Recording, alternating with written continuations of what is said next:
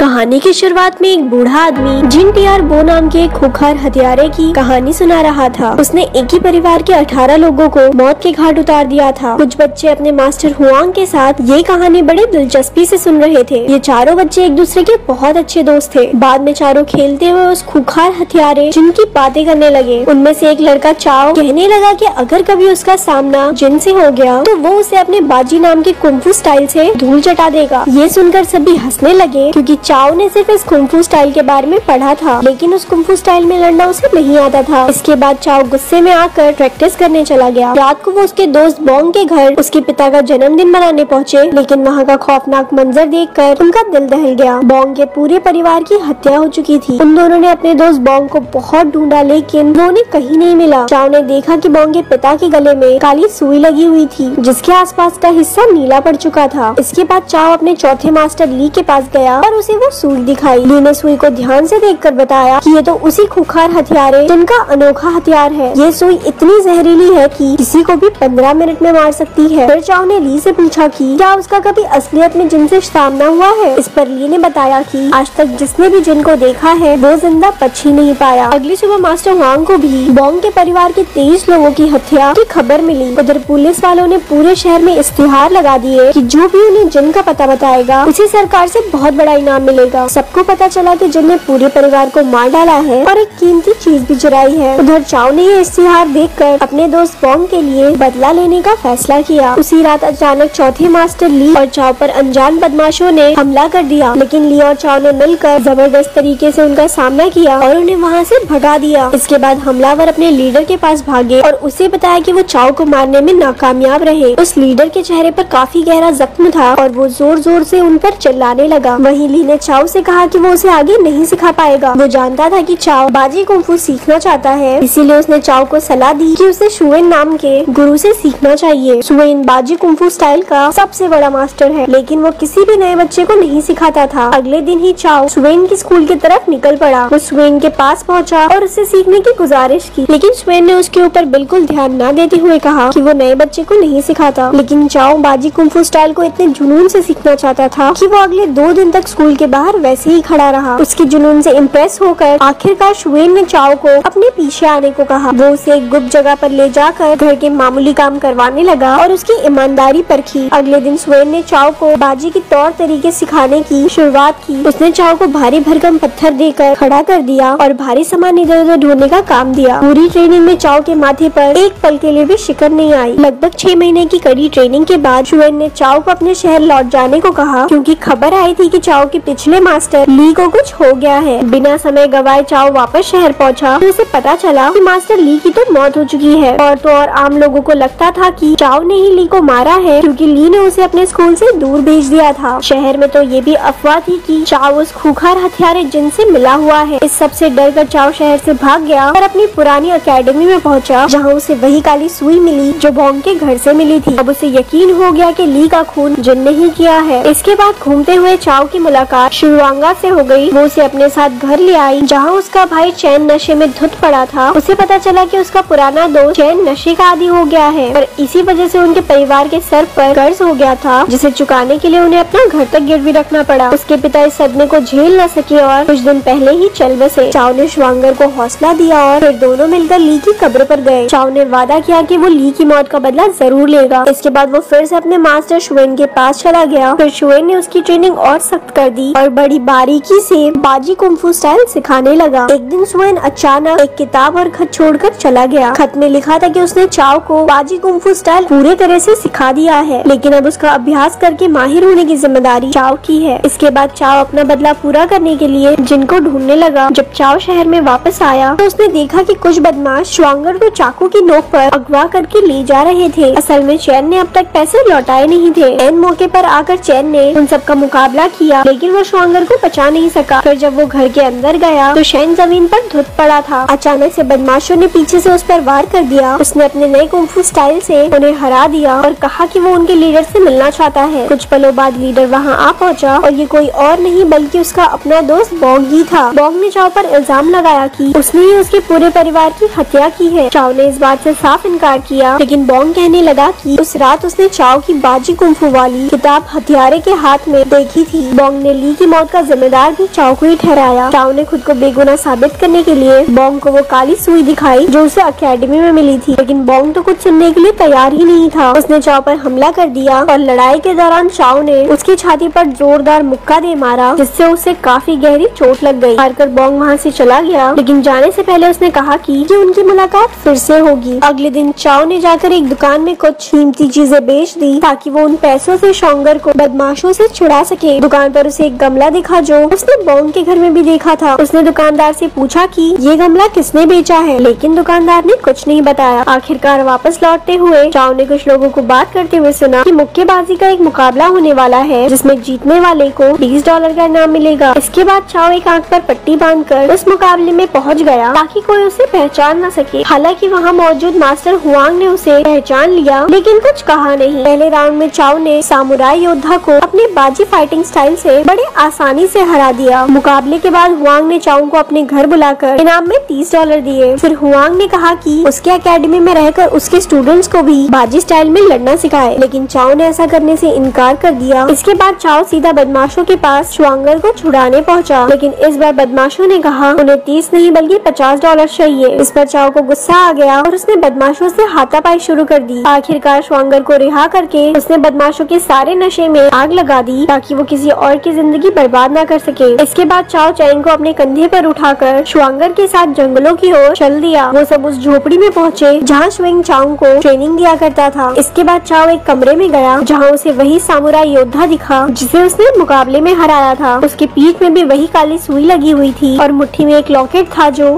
असल में master Huang का है। इसके बाद चाओ तुरंत उस दुकानदार के पास पहुंचा और उसे धमकाकर पूछने लगा कि ये गमला किसने बेचा है, बता। आखिरकार दुकानदार ने उगल दिया कि वो गमला बेचने वाला आदमी हुआंग का नौकर था। अगले दिन चाओ ने ये सब बातें अपने दोस्तों चैन और शुआंगर को बता दिया। आखिरकार जब चैंग हुआंग से बात करने गया तो चैंग बोंग से मिलने पहुंचा। चाओ ने वहाँ पहुंचकर हुआंग की सारी बातें सुन ली। वो कह रहा था कि चाओ की वजह से नशे के धंधे में उसे कितना बड़ा नुकसान हो गया है। इसके बाद हुआंग ने अपने आदमियों को चाओ की हत्या का ऑर्डर दे दिया था। उधर चैंग ने बोंग से मिलकर कहा कि उसे चाओ पर यकीन करना चाहिए, वो बोंग को उसके परिवार के असली हथियारे से भी मिलवा सकते हैं। वहीं चाओ ने हुआंग के सामने जाकर कहा कि वो जान चुका है कि हुआंग ही वो खतरनाक हत्यारा जिन टियान बो है। ये सुनकर हुआंग वैशी तरीके से हंसने लगा क्योंकि यही सच्चाई थी। उसने चाओ पर हमला बोल दिया, लेकिन सही समय पर चैन और बोंग वहाँ पर पहुँच गए। उन तीनों ने मिलकर हुआंग का सामना किया, लेकिन हुआंग ने बोंग के शरीर में वो काली सुई चुभा दी। डरकर चैन और चुआओ बोंग को कंधे पर उठाकर अस्पताल की ओर भागे, लेकिन फिर भी कोई फायदा नहीं हुआ। उस जहरीली सुई की वजह से बोंग रास्ते में ही चल बसा। उसे दफनाकर तीनों दोस्त फिर से जंगल की झोपड़ी में आ गए और चाओ ने अपनी गुरु की किताब से प्रैक्टिस करनी शुरू कर दी। कई हफ्तों की कड़ी मेहनत के बाद चाओ वापस से शहर में आकर हुआंग पर नजर रखने लगा। एक दिन उसने खिड़की से कुछ ऐसा देखा कि उसके पैरों तले जमीन खिसक गई। हुआंग ने अपना मास्क उतारा और अंदर कोई और नहीं बल्कि चौथा मास्टर ली था। असल में ली कभी मरा ही नहीं और वो हुआंग बनकर रह रहा था। जो लाश पहले मिली थी वो हुआंग की थी जिसे ली ने ही मारा था। ली ने देख लिया कि चाओ उसे छिपकर देख रहा है और उसने तुरंत अपनी जहरीली सुई उसकी तरफ फेंक दी। खुशकिस्मती से चाओ साइड होकर बच गया। इसके बाद ली ने कमरे से बाहर आकर चाओ को बताया कि जिन टियान बाओ कोई असली इंसान नहीं बल्कि एक नकली नाम है। ली हुआंग और बोंग के पिता इस नाम का इस्तेमाल करके अमीरों को लूटते थे, लेकिन ली के मन में लालच आ गया क्योंकि हुआंग और बोंग के पिता उससे आगे निकल गए थे। ली को उनसे जलन होने लगी, इसीलिए उसने एक एक करके उन दोनों को रास्ते से हटा दिया। ये कहते ही उसने चाओ पर हमला बोल दिया, लेकिन इस बार चाओ ने अपने बाजी फाइटिंग स्टाइल से ली को आसानी से धूल चटा दी। लेकिन चाओ ने उसे मारा नहीं बल्कि पुलिस के हवाले कर दिया। आखिरकार चाओ ने अपने दोस्तों को बताया कि उसने असली गुनहगार को पकड़ लिया है। वहीं पुलिस भी ली को लेकर बाहर आ गई। चाओ ने आगे बढ़कर ली को अपना गुरु होने के नाते एक आखिरी बार शुक्रिया कहा। जाने से पहले ली ने चाओ को बाजी कुंफू स्टाइल की किताब दी और कहा कि वो उसे एक बड़ा योद्धा बनते हुए देखना चाहता है। आखिरकार बूढ़ा आदमी यही कहानी दूसरे बच्चों को सुना रहा था कि कैसे चाओ बाजी कुंफू स्टाइल का